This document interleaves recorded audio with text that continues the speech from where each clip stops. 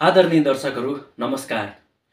आजको यो भिडियोमा चाहिँ मैले एउटा जिज्ञासा लिएर आउने चेष्टा गरेको छु तपाईहरु माझ।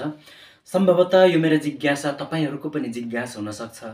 त्यसो हुँदाखेरि तपाईहरुले थाहा पाउनु भएको, तपाईलाई ज्ञान भएको कुरा चाहिँ यो मेरो जिज्ञासाको कमेन्टमा लेखिदिनु होला, प्रस्तुत गरिदिनु होला।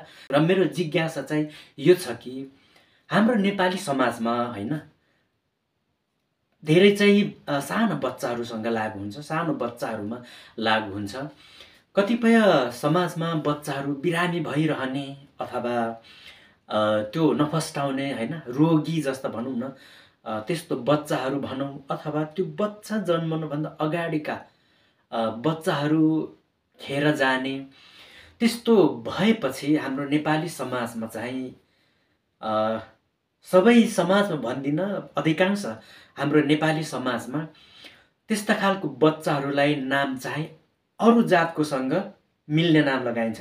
जस्तो कि अरु जातको नाम भिडाउने चलन छ, लगाइदिने चलन छ हैन। जस्तो कि कामीराम भए, कामीरीता, अनि खड्गबहादुर, खड्गीमाया, त्यस्तै देशराज, अनि अरु यस्ता के छन् जातसँग मिल्ने, यादव कुमार, यादव बहादुर अथवा यादव राज हैन।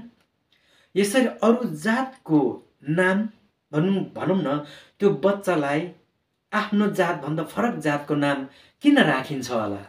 यो चाहिँ मलाई पहिल्यैदेखि यो कुरा तपाईहरु माझ भिडियो लिएर आउने छु, जानकार व्यक्तिहरुसँग यो जिज्ञासा राख्ने छु भनेर सोचिरहेको थिएँ। आज संयोग मिल्यो र आज मैले तपाईहरु माझ यो भिडियो प्रस्तुत गरेर देखाएँ।